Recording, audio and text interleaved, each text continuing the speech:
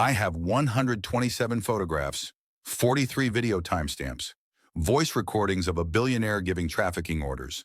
For 2 years, Tuesday nights meant pickups. Wednesday mornings meant broken women in my back seat. I'm Marcus Thompson, former Marine, and I stayed silent for 9 months while a hedge fund billionaire worth $8 billion ran a trafficking operation using luxury car services as cover. 6 women are free, 17 more are still missing. This is how I became complicit and how I brought him down. I need you to understand something first about Marines. We have a code: leave no one behind. It doesn't matter if you're scared. It doesn't matter if it costs you everything. You don't abandon people who need help. I carried that code through 2 tours in Afghanistan. I thought I'd left the war behind when I came home in 2019. Now, I was wrong. My daughter Sophie was 3 when I got back. My wife Rachel worked as a nurse, pulling double shifts to keep us afloat while I figured out civilian life. The transition was brutal. I had skills: defensive driving, threat assessment, discipline, but no degree, no connections. When I landed the chauffeur position with Kellerman Executive Services in March 2021, it felt like a miracle.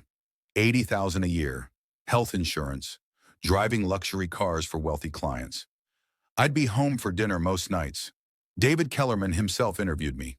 Corner office, 47th floor, floor-to-ceiling windows overlooking Central Park. He was 52, silver hair, custom suit that probably cost more than my car. He asked about my service, thanked me, shook my hand like he meant it. "Marcus, I need someone I can trust absolutely," he said. Someone with integrity, someone who understands discretion." I told him he could count on me. God, I was naive. The first 3 months were normal. I drove Kellerman to meetings, restaurants, his country house in Connecticut. Professional, boring, safe. Then came the first Tuesday, April 13th, 2021. I remember because it was Sophie's 4th birthday. I'd promised to be home by 8 for cake. At 8:47 p.m., Kellerman texted, "Need pickup, 226 West 37th Street, passenger going to my residence, discreet." I should have been annoyed about missing Sophie's birthday. Instead, I was grateful for the overtime. I pulled up to a building in the garment district. Dim lighting. No signage except a small placard. Elite Models International. The girl who got in my car couldn't have been older than 19. Eastern European accent. In black cocktail dress that didn't fit right. She sat in the back, staring at her phone, hands shaking so badly she could barely hold it. "You okay?" I asked. She didn't answer. I drove her to Kellerman's penthouse on the Upper East Side. She got out without a word. I went home, kissed my sleeping daughter, and thought nothing of it. That's what haunts me most. I thought nothing of it. The Tuesday runs became routine. Same 3 locations. A modeling agency on West 37th, an art gallery in Chelsea, a talent management office near Times Square. Different girls every week. Same hollow eyes. Drop off at 9:30 p.m., pick up at 4 a.m. You know what a person looks like at 4 a.m. after one of these nights? Broken. Makeup smudged like war paint. Eyes that won't meet yours. Bodies moving like they're made of glass. Well, I tried to convince myself it was consensual. High-end escorts, maybe. None of my business. But the faces started repeating. A petite blonde, 4 times in 6 weeks. A brunette who cried silently every ride. By my 3rd week, I knew this wasn't a choice they were making. But then there was Alina. I picked her up 6 times between May and July 2021. Blonde hair, maybe 22, slight Russian accent. The first time she made small talk. Asked about my daughter when she saw Sophie's car seat. By the 6th time, she didn't speak at all. On July 20th, I picked her up at 4 a.m. from a Tribeca apartment. She got in the car and I saw bruises on her arms. Fresh ones. "You need help?" I asked quietly. She looked at me with the most terrifying expression I've ever seen. Not fear, resignation. "You cannot help," she whispered. "Orna, nobody can." That's when I knew. Deep in my gut, the same instinct that kept me alive in Kandahar. This wasn't sex work. This was something worse. 2 weeks later, everything nearly fell apart. I was at a red light 3 blocks from Kellerman's building. Romanian girl in the back seat, maybe 19, Hadn't said a word the entire drive. The light turned red. She threw open the door and ran. I froze. Let her go? Chase her? Call it in? Before I could move, two men in dark suits emerged from Kellerman's building entrance. They'd been waiting. They grabbed her in seconds. She screamed once before a hand covered her mouth. They dragged her inside. 15 seconds. That's all it took. My phone rang. Marcus! Kellerman's voice was calm, almost warm. I saw what just happened. Thank you for not interfering. And that kind of loyalty is exactly why I hired you. He'd been watching, probably the whole time. Of course, sir, I managed. Some of these girls get nervous. They don't understand what's best for them yet. But men like you and me, we understand discretion. We understand that some things are better left alone. He thought I'd deliberately let her run, then watched his security handle it. Thought I was complicit by choice, not just by inaction. That's when I realized they were always watching. And if I moved wrong, if I acted too soon, I wouldn't be the only one who disappeared. I started documenting everything. I bought a small camera, mounted it on my dashboard, photographed the pickup locations, noted every address, every time, every face. I told myself I was just being careful, covering my own ass in case something went wrong. However, the truth? I was building a case. I just didn't know for what yet. By September, I documented 43 pickups, 17 different women, same pattern every Tuesday. I tried subtle interventions, left a domestic violence hotline card in the back seat, took longer routes, hoping someone would open up, made eye contact in the rearview mirror, trying to communicate, I see you, I'm here. Nothing worked, and every Wednesday I went home and kissed my daughter goodnight, knowing I'd just delivered another human being to hell. I stopped sleeping. Rachel thought it was PTSD. It wasn't. It was guilt with a face, Alina's face, and 17 others I couldn't forget. The worst part, I wasn't the only one who knew. There were 3 other drivers in Kellerman's rotation, Davis, Rodriguez, Chen. We'd cross paths at the garage, or exchange nods. Professional courtesy. In October, I tested the waters with Davis, asked if he ever did evening runs. He looked at me for a long moment. I drive where I'm told. Get paid well to forget what I see. But what if... Marcus, his voice dropped. I got 2 kids in college. You got a family too, right? Some things, you just gotta let go. That's when I understood. They all knew, and they'd all made the same calculation. Their family's security versus strangers' suffering. 3 weeks later, Rodriguez disappeared. Just stopped showing up to the garage. No notice. No goodbye. I asked the dispatcher what happened. Relocated, he said. Same word they'd used for girls who vanished. Davis pulled me aside that afternoon. Rodriguez started asking questions, he said quietly.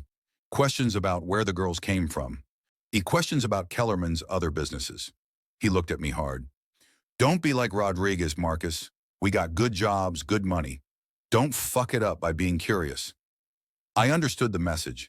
Stay blind, stay employed, stay alive. But I couldn't, not anymore. For 6 more months, I was a coward. Every Tuesday, I told myself, next week, I'll do something. Next week never came. January 11th, 2022. I picked up Alina for what would be the last time. It was snowing. She got in the car at the modeling agency, wearing a thin jacket, no gloves. I'd seen her 11 times by then. I knew her face better than some of my cousins. Halfway to Kellerman's penthouse, she spoke. You have daughter, yes? I remember. Yeah, I said. Sophie. She's 5 now. Same age as my sister when I left Ukraine. Her voice was flat, empty. She is 9 now. I have not seen her in 4 years. My hands tightened on the steering wheel. They promised good job. Modeling in America. Send money to family. She laughed, bitter and broken. I send money, but I am not model. Alina, every Tuesday I hope I die. Every Wednesday I am still here. I pulled over. Right there on Park Avenue, middle of the street, flashers on. I can help you, I said, turning to face her. I know people. Veterans organizations. I can get you out. She looked at me like I'd just offered her the moon. You do not understand. They have my passport. They know where my family lives. They own me. She opened the car door. Please drive. If we are late, it is worse. I drove. What else could I do? When I dropped her off at Kellerman's building at 9:28 p.m., she paused before getting out. You are a good man, she said softly. Do not let them make you bad. I never saw her again. The next Tuesday, a different girl sat in my back seat. I asked the dispatcher what happened to Alina. Relocated to another market, he said. I knew what that meant. That night, I laid in bed listening to Sophie's soft breathing from down the hall. I was a Marine. I'd taken an oath, and for 9 months, I'd betrayed it. At 3 a.m., I opened my laptop and started typing an email to the FBI. My hand hovered over send for 20 minutes, then I closed it. I wasn't ready, not yet. I was pulling into the garage when my phone rang. Unknown number. Marcus Thompson? Yeah? This is David Kellerman. We need to talk about your phone records. My blood went cold.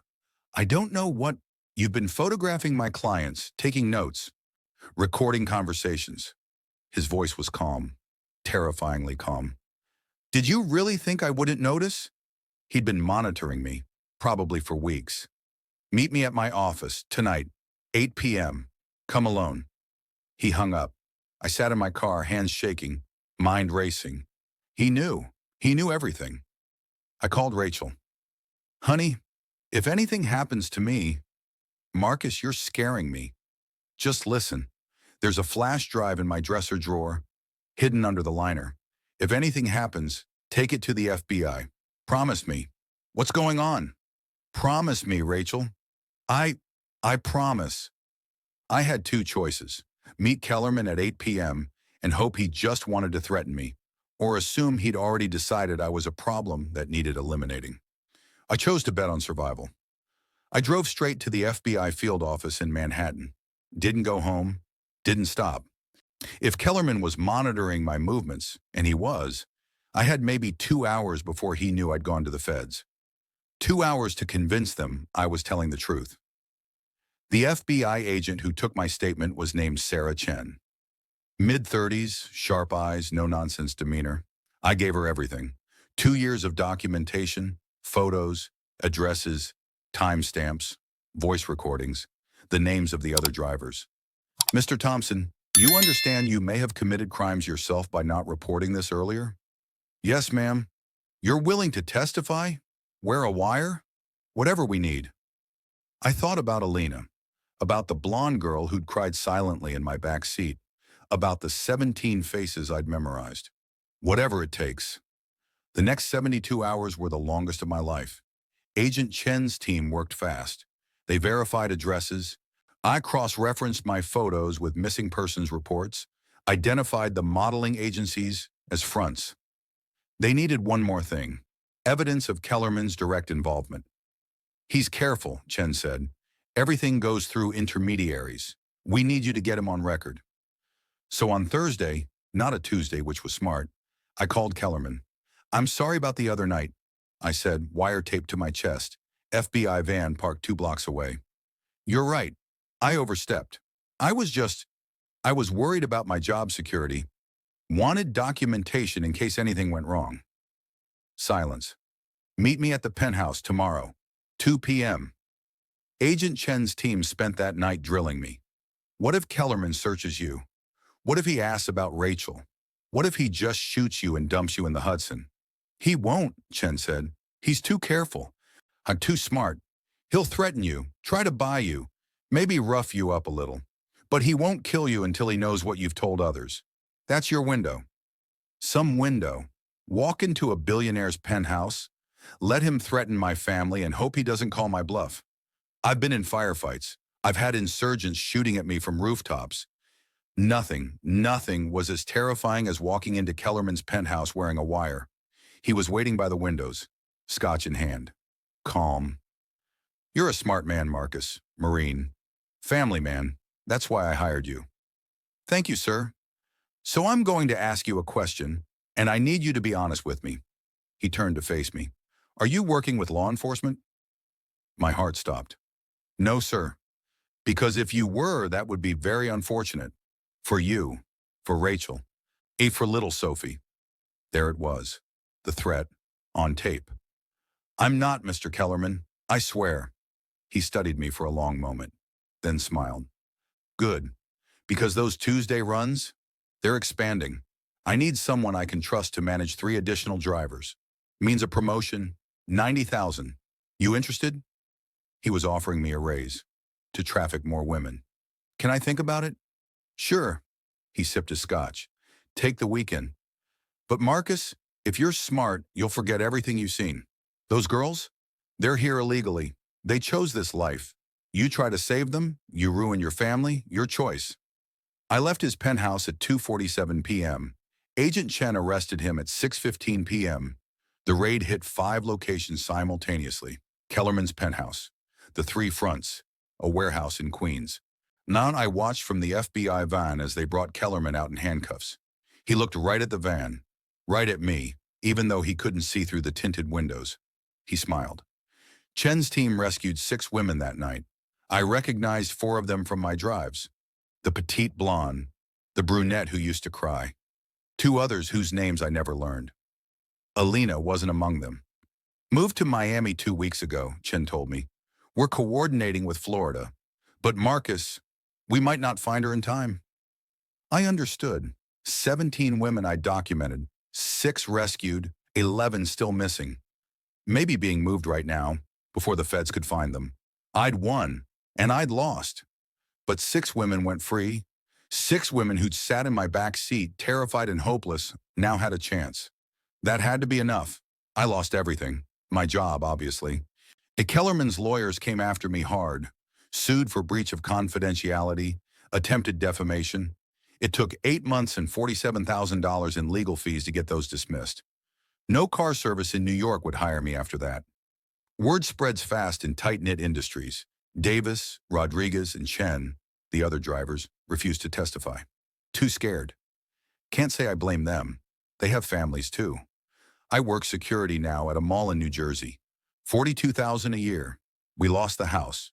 Rachel works extra shifts. Sophie doesn't understand why we moved. Why Daddy's always tired. Kellerman's trial starts next month. His lawyers will try to destroy me on the stand. Paint me as an opportunist, a liar, someone seeking attention. Maybe they're right about some of that. But here's what I know. 6 women are free. 6 women who were being sold, night after night, by a man worth $8 billion who thought his money made him untouchable. I think about Alina every day. Wonder if the Florida FBI found her. If she's still alive. If she ever made it back to her 9-year-old sister in Ukraine. Some nights I dream she did. Some nights I dream she's still in a car somewhere, hoping to die, knowing she'll wake up Wednesday morning. I'm not a hero. I drove those routes for 9 months. 9 months of being complicit while I built my courage. But I'm also not the man who closed his laptop at 3 a.m. anymore.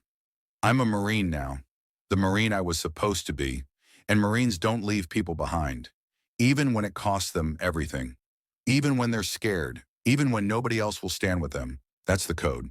And I didn't survive Afghanistan to become complicit in evil at home. My daughter is 6 now, old enough to ask questions. One day, she'll ask why we had to move, why things changed, and I'll tell her the truth. Daddy saw people who needed help, and he helped them, because that's what we do. Marcus Thompson's story reveals a painful truth about modern trafficking. It often hides in plain sight, enabled by ordinary people who convince themselves to look away. 3 other drivers saw what Marcus saw. They made a different calculation. Who can blame them? In a system designed to punish whistleblowers and protect the powerful, silence becomes survival. But Marcus's military training gave him something else, a moral framework that couldn't bend. The same code that kept him alive in combat became the thing that cost him his comfortable life, and saved 6 others. Psychologists call this moral injury, the deep wound that comes from betraying your own values. For 9 months, Marcus lived with that injury, watching his soul corrode with every Tuesday night drive. His breaking point came not from outrage, but from a quiet moment of human connection. Alina's words, "Do not let them make you bad." That's the choice we all face when we witness wrong. Let it make us bad through silence, or let it make us brave through action. Marcus chose brave. It cost him his career, his home, his financial security. But 6 women are alive. Free. Because one man finally couldn't live with his own reflection. That's not heroism. That's just humanity, raw, costly, and real. If you've witnessed something wrong and stayed silent, Marcus's story isn't about judgment. It's about permission. Permission to finally speak. Permission to be imperfect but still act. Permission to be terrified and do the right thing anyway. If you know something, say something. Your voice might be the only one someone hears.